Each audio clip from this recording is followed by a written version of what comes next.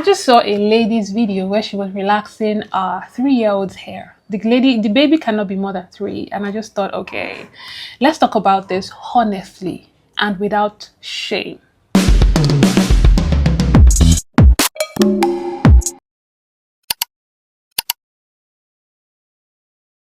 Hi guys, you are welcome back to my channel, and if this is your first time, hey, welcome. You have found a non-toxic hair community. We're not here for drama, we're not here for cacos, natural, relaxed. We're just here for health and growth. And if that's something you think you might be interested in, subscription to join us is free. All you need to do is click that subscribe button. I promise you they will not collect money from you. Absolutely free. We also have a Telegram community where you can speak one-on-one with me and just be in the know of everything that I'm up to, all the videos that I'm dropping. If you need that, just click the link in the description box. Now, for decades, and I mean decades, relaxer has been the go-to solution for black hair in a world that was just simply not built for it. And we need to understand why before we judge it. Just take a moment to think about the context that our mothers were operating in. Back then, especially in America, we see women who were sending daughters to schools where those daughters were sent back home for having nappy hair. Workplace also said things like professional appearance. You know, the policies were really just geared towards you having straight hair. And the beauty industry, it had just one standard, and it literally wasn't us. So our mothers were not relaxing our hair because they didn't love the hair. They were relaxing our hair because they just wanted to give us one less battle to fight. They were trying to make the mornings easier, the school pictures smoother, our entry into places that already had reasons to turn us away. That is not ignorance. That sounds more like strategy. And the relaxer, especially when it was done right, it worked. Detangling was faster, wash days were easier, school runs were faster, styles lasted, and for mothers who had multiple children, multiple school runs to do, this was very important. So if she put a relaxer in your hair, we need to hold that with grace. However, on the flip side, it also created an experience that wasn't so palatable. A lot of people talk about the chemical burns because we got relaxed at ages 5, 6, 7. Relaxers on scalp and skin that was really still so sensitive. Chemical burns, edges that were laid until they were laid to rest, and now they are gone. Some of us grew up not knowing exactly what our hair texture was. And so when natural hair movement started, when women started to do the big chop and the wash and goes and the twist outs and the braids outs, a lot of people really just flipped over to that side like, okay, this is beautiful. And it was. And it is. But then we became mothers to 1 girl, 2 girls, 3 girls. Hell, some of you have 4 girls. And we started to really understand our mothers a little bit better. Dealing with your own hair was already a drama. Now you had to do it for somebody else. Then for 2 people, for 3 people, for 4 people. And we realized something nobody really warned us about. That natural hair is actually work. Detangling falsy hair, that's an entire day's job. So now we begin to understand something our mothers understood very, very well. This hair is demanding. And the relaxer wasn't laziness. It was a real solution to a real challenge. And now, yes, even though we have more options, more understanding, more tools, and honestly, even just the permission to simply do what we want, still, we realize that we are falling back to the default, picking the exact same thing our mothers who didn't have all of that options picked, the relaxing option.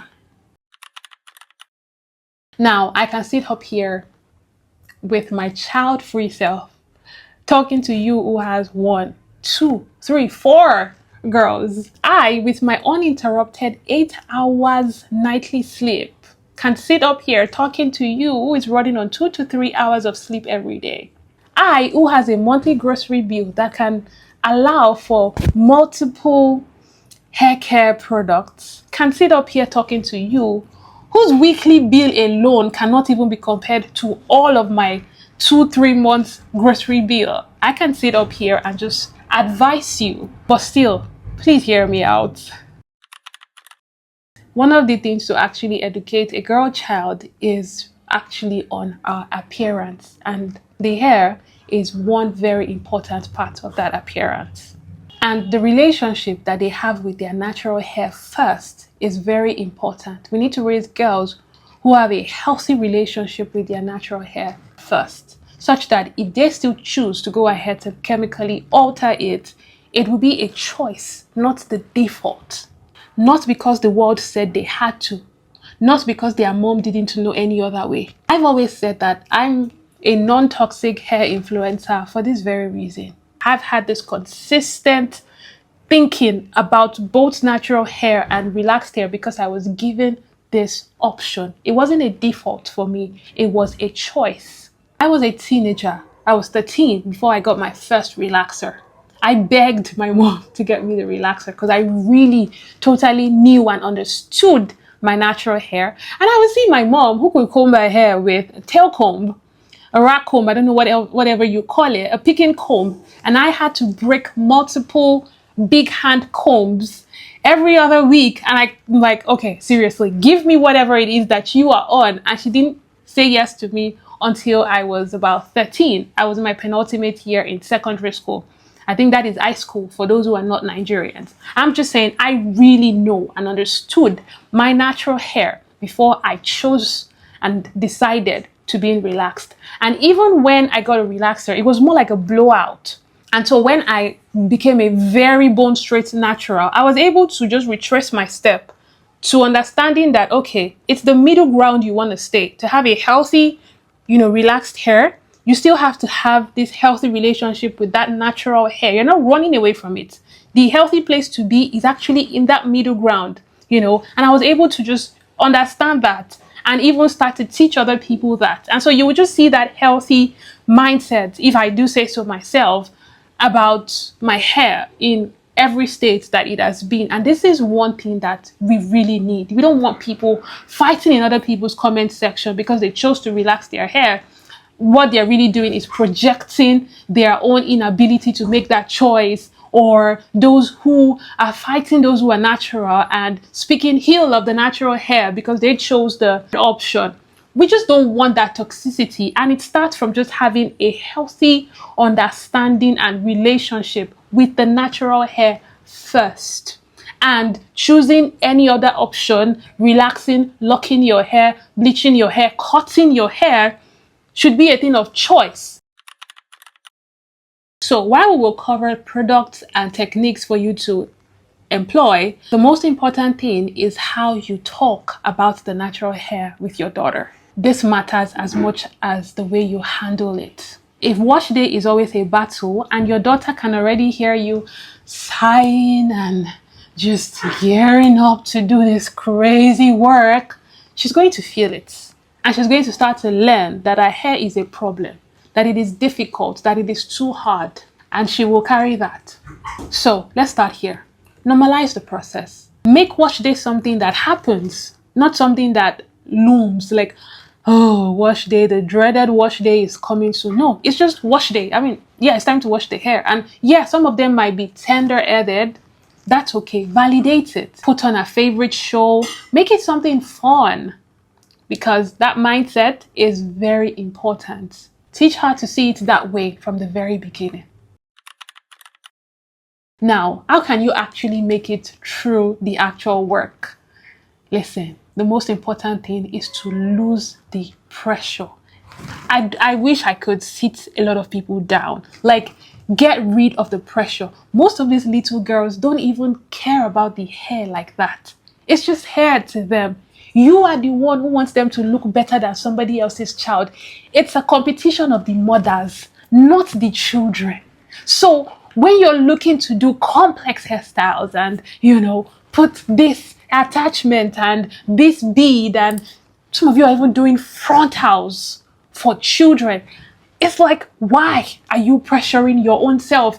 That child doesn't even remember anything, which is what is pushing most of you to get a relaxer, because you want the hair to be sleek. You want the hair, to just do some certain hairstyles. It's not even about the convenience for a lot of you. It's about this silly mini me's that you're trying to put. That's not a mini me. That's a full different human being from you. You are your own person. That's not a smaller version of you. No, that's a totally different person.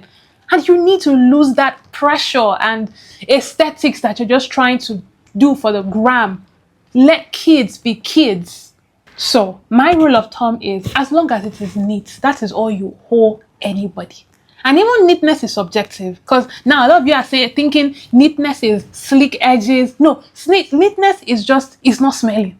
Yeah, like you could have one hairstyle for the whole week and it's fine. For 2 weeks, some of you just need to take down each braid, dust it out, and braid it back up, and you get another week or another 2 weeks from it. Making wash day something you actually do just once in 2 weeks or once a month even. Because this one that you are putting yourself through these hoops every other week, you're eventually going to relax that hair, because you're going to frustrate yourself and that child into looking for something more manageable, which you don't need in the first place. Lose the pressure and just let children be children. Do shuku, do all back, do patewo, do kiko. They are children. They don't need all of that pressure. The follicles are still forming, and now you are hanging little weights on them, and little children's hair are starting from here. Like, why? I didn't even used to put beads in my hair until it was end of the year party. The hair was just like that throughout, but now you people must put beads, you must put, and yes, I understand the times are changing, but at the same time, it's not anything necessary at the end of the day. And for the basic routine that works, just wash, condition, and oil the hair. A lot of us remember we were using Soulmate only. Like once you carry that your small Soulmate container and your comb and ilarum, you are fine. You've gone to the hairdresser shop, you've come back. That's all they will put in the hair. The point is to completely simplify it. Lose the freaking pressure. It's you and that other mother that are looking at yourself. Those children don't give a rat's ass. And if they do, it's because a lot of you have projected that onto the child, and now a child knows that, oh, my hair is finer than your hair. It is you women that caused that child to even think like that in the first place. And so now you're thinking, okay, yeah, well, that child is thinking about it, so I have to no, just tell your child, yeah, if they tell you that, you don't need that. Build that self-esteem, in fact, through that communication. Don't make the child start to look like them so that she doesn't get bullied. No, build the confidence, build the self-esteem against those silly. I know it's a little bit of pushback from the culture, but I promise you it's necessary. Look at people messing themselves up in comment section, fighting people or what they're doing with their own hair, like it's embarrassing. And this is sort of where it starts from, is all I'm saying. Now, a few more things to keep in mind. Please don't braid too tight. The hair is having lesions on the hair and bruises and swellings, it's not necessary. If you've ruined the follicles from age 5, from age 10, what do you expect that child's hair to look like when she's much older? Do not braid too tight. Choose simple hairstyle. Give the hair a break sometimes. Just comb it out sometimes and leave it alone. The truth is, eventually, especially if you have a daughter with thick hair like I did, eventually she's going to come home and tell you, okay, mom, I think I want a relaxer. Hold that conversation too. No need to shout, no need to be dramatic about it.